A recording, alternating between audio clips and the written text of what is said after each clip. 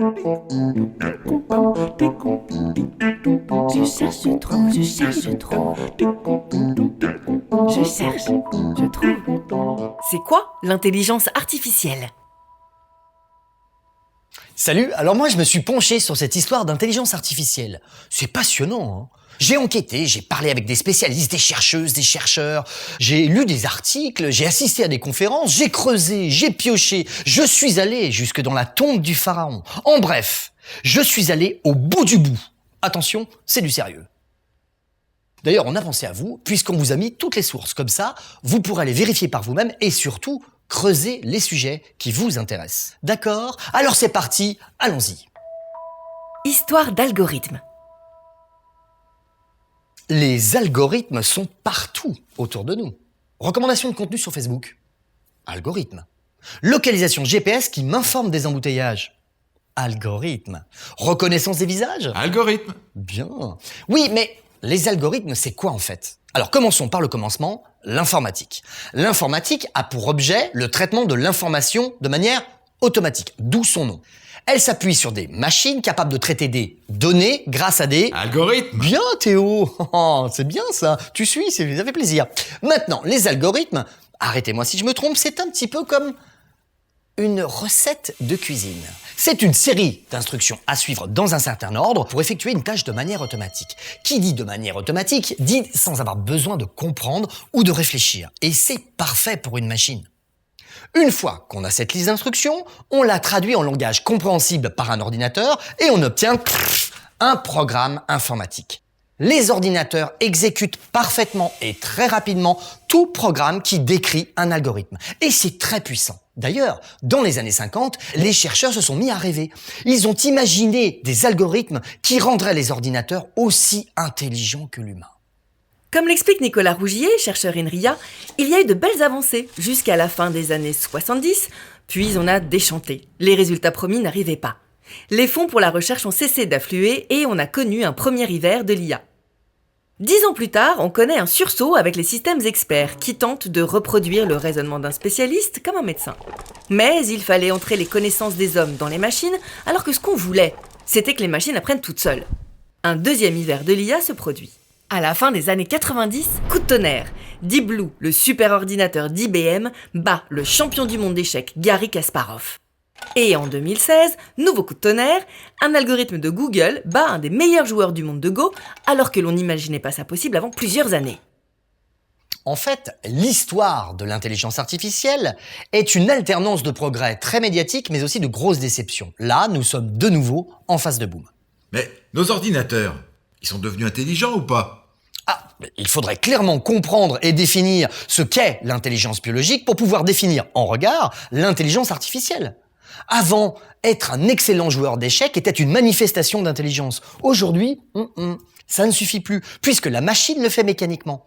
En fait, la définition de l'intelligence biologique suit l'évolution de l'intelligence artificielle. Et c'est passionnant comme question. Alors je vais tenter, toute proportion gardée, de vous expliquer aujourd'hui, en 2020, ce qu'est l'intelligence biologique. Intelligence biologique. En même temps que l'intelligence artificielle sont nées les sciences cognitives, qui étudient l'intelligence humaine. Elles ont permis d'identifier les différents mécanismes qui sont à l'œuvre dans le fonctionnement de la pensée. Cette pensée qui nous permet de percevoir, de parler, de bouger, de mémoriser, de raisonner, de planifier, de faire preuve d'abstraction parfois, ou de créativité pour les meilleurs d'entre nous. Oui. Ce sont nos fonctions cognitives. Pour simuler l'intelligence humaine, l'idée était de reproduire les fonctions cognitives. Pour y parvenir, les chercheurs ont privilégié deux approches qui sont un peu à l'image de notre façon d'apprendre. Soit par la transmission de connaissances, soit par tâtonnement à partir de l'observation du monde et de l'expérimentation. Les deux sont complémentaires. L'approche symbolique essaie d'imiter comment l'humain raisonne logiquement et utilise ses connaissances. Comme nous l'explique Talita Firmo-Drummond, doctorante INRIA, un certain nombre de savoirs nous sont transmis par un ensemble de connaissances, de règles, de procédures. C'est la manière privilégiée par les savoirs scolaires, comme apprendre à poser une addition, par exemple. Lorsque je pose une addition, je peux expliquer comment je m'y prends, étape par étape. Il est donc ensuite possible d'écrire un programme expliquant à la machine comment procéder, étape par étape. La machine pourra ensuite l'exécuter beaucoup plus rapidement que moi et sans étourderie. Cette approche a donné les systèmes experts, qui essayent de reproduire le raisonnement d'un spécialiste, comme un médecin ou un juriste, pour résoudre un problème. C'est cette approche-là qui a eu le vent en poupe dans les années 80. D'autres savoirs naissent de l'expérience, pour lesquels il est beaucoup plus difficile d'expliquer comment on s'y prend, comme par exemple faire du vélo ou reconnaître un chat. J'aurais beau vous expliquer comment faire du vélo, c'est en pédalant que vous saurez pédaler. Il faut que vous en fassiez l'expérience. Ça, c'est l'autre approche, l'approche numérique ou connexionniste qui, elle, tente d'imiter comment l'humain apprend par essai et erreur à partir de ses expériences. C'est cette approche-là qui est sur le devant de la scène aujourd'hui. Vous savez, l'apprentissage machine et les fameux réseaux de neurones. Ok, mais t'as toujours pas répondu à la vraie question.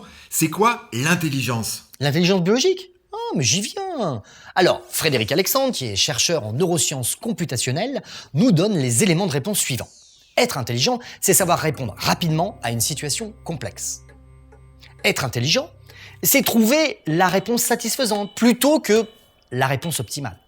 Être intelligent, c'est savoir trouver ce qui est important dans une information. Être intelligent, c'est savoir s'adapter si les conditions changent ou réagir à une situation imprévue. Et tout ça en utilisant une stratégie caractéristique du vivant qui mélange émotion, motivation, créativité. La force et la spécificité de l'intelligence biologique que n'a pas l'intelligence artificielle, c'est la complémentarité de ses aspects émotionnels et logiques. Ouais, du bon sens, quoi. Si tu veux, en fait, pour éviter les fantasmes véhiculés par l'intelligence générale dont on est loin, il vaudrait mieux parler d'intelligence artificielles au pluriel. Toutes les intelligences artificielles que nous croisons dans la vraie vie ne sont juste que très techniques et très spécifiques. Elles ne peuvent faire que la tâche pour laquelle elles ont été programmées ou paramétrées.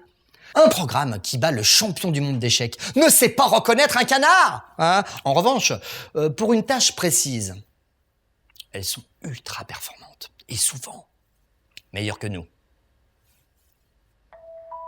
Des labos à nos maisons. Ces dernières années, l'intelligence artificielle est de nouveau rentrée dans une phase de développement exponentiel. C'est grâce à l'augmentation des données disponibles, à la puissance de calcul des ordinateurs, mais aussi à l'optimisation des algorithmes bien entendu. Les programmes de reconnaissance vocale ou d'image, ou de traduction dont on se moquait encore il y a quelques années, souvenez-vous, fonctionnent désormais d'une manière qui peut être bluffante, grâce à l'apprentissage automatique. L'intelligence artificielle est sortie des laboratoires. Elle infuse et impacte désormais tous les domaines de la société. De la finance à l'agriculture, en passant par la médecine ou l'éducation, jusqu'à nos maisons. Dans notre monde devenu numérique, nous fréquentons et utilisons chaque jour sans le savoir de l'intelligence artificielle dans nos objets du quotidien. Appareils photo, mécanismes de recommandation sur les réseaux sociaux, enceintes connectées. Un monde d'algorithmes. Mais c'est bien nous, humains, qui devons décider de ce que les systèmes peuvent faire pour nous, et non l'inverse. Et comme ces technologies façonnent profondément notre société, il est fondamental de comprendre comment elles marchent.